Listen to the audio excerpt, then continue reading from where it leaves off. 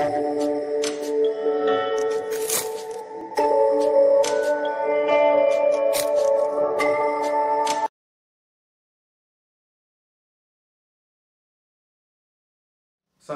warahmatullahi wabarakatuh. Halo Sobat GM semuanya.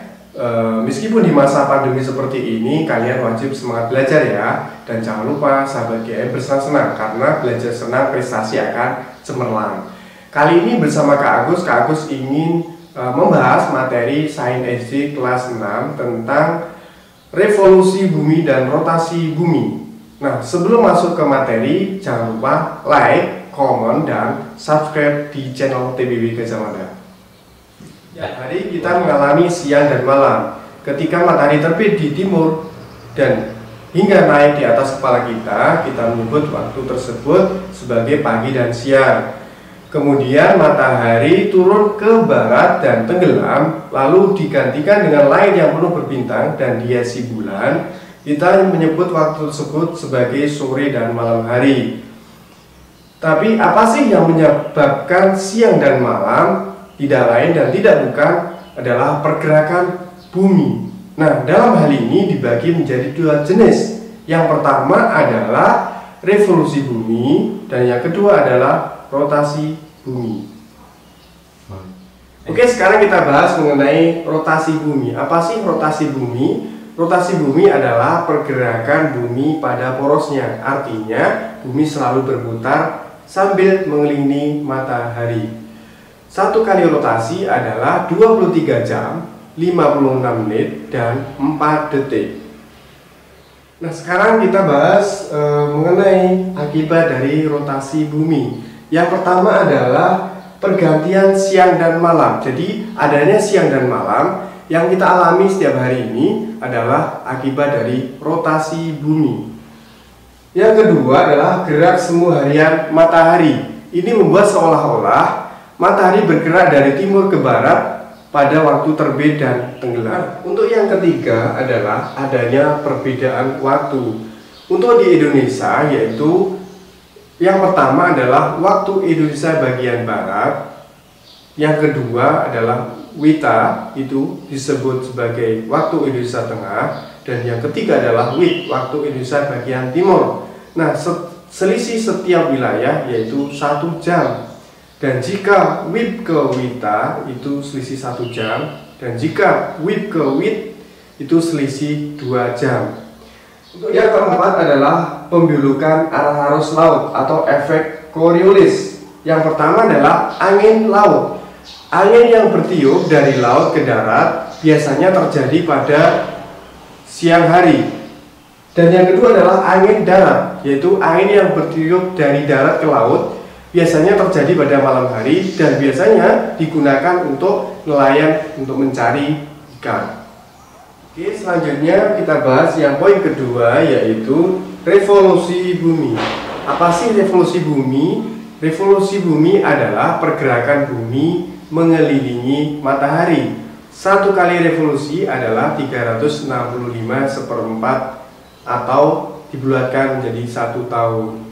Nah, selanjutnya akibat dari revolusi bumi. Apa akibatnya? Yang pertama adalah perbedaan musim. Ya, di berbagai negara di dunia mempunyai musim sendiri-sendiri.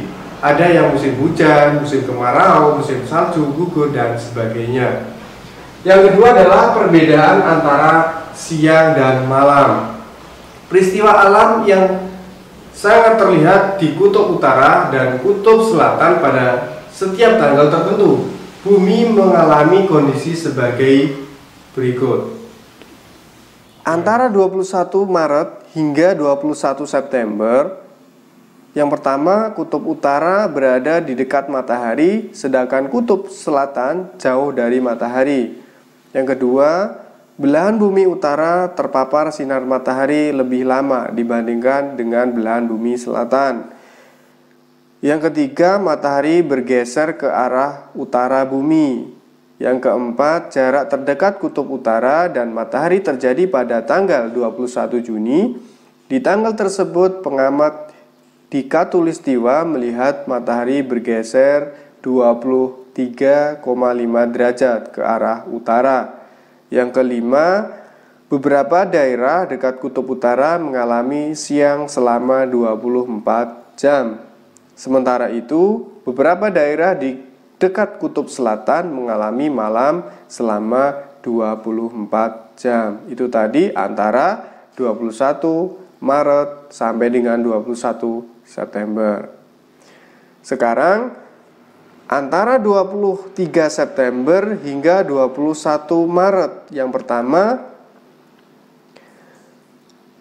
kutub utara berada di dekat matahari, sedangkan kutub selatan jauh dari matahari. Yang kedua, belahan bumi selatan mendapatkan sinar matahari lebih lama dibandingkan dengan belahan bumi utara. Yang ketiga, belahan bumi selatan mengalami siang yang lebih lama dibandingkan dengan belahan bumi utara. Yang keempat, matahari bergeser ke arah selatan bumi. Yang kelima, beberapa daerah di dekat kutub utara mengalami waktu malam 24 jam, sementara beberapa daerah dekat kutub selatan mengalami siang selama 24 jam.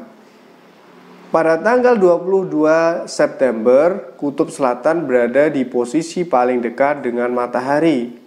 Pada tanggal tersebut, pengamat di Khatulistiwa melihat matahari bergeser 23,5 derajat ke arah selatan. Nah, itu tadi antara 23 September hingga 21 Maret. Untuk yang terakhir, antara 21 Maret hingga 23 Desember. Yang pertama, jarak matahari di kutub utara dengan kutub selatan adalah sama. Yang kedua, belahan bumi utara dan belahan bumi selatan menerima sinar matahari sama banyaknya.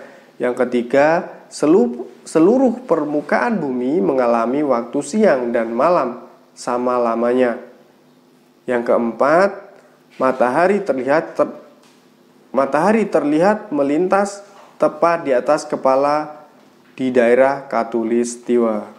Itu tadi peristiwa alam tersebut sangat terlihat dari kutub utara dan kutub selatan. Pada setiap tanggal tertentu, bumi mengalami kondisi yang berbeda-beda antara siang dan malam. Oke, yang ketiga adalah perubahan rasi bintang. Rasi bintang adalah kumpulan bintang-bintang yang membentuk pola tertentu. Nah, rasi bintang apa yang kalian ketahui? Biasanya rasi bintang yang paling dikenal ialah rasi bintang bidu, Scorpio, dan Leo. Revolusi mengakibatkan bintang-bintang terlihat berubah. Yang keempat adalah gerak semu tahunan matahari. Pergeseran posisi matahari ke belahan bumi utara yaitu tertanggal 22 Desember sampai dengan 21 Juni. Dan pergeseran posisi matahari dari belahan bumi utara ke belahan bumi selatan yaitu tertanggal 21 Juni sampai dengan 21 Desember disebut sebagai gerak semu harian matahari. Gerak revolusi bumi dengan sumbu rotasi yang miring mengakibatkan matahari seolah-olah bergeser. Oke, untuk yang kelima atau yang terakhir yaitu ditetapkan kalender Masehi. Tahukah kamu bahwa kalender Masehi ditetapkan berdasarkan revolusi bumi? Revolusi bumi menentukan kalender yang kita gunakan sehari-hari. Nah, itu tadi materi dari Kak Agus. Semoga bermanfaat buat kalian semuanya. Jangan lupa tonton terus di channel TBB Gajah Mada. Wassalamualaikum warahmatullahi wabarakatuh. Bye-bye.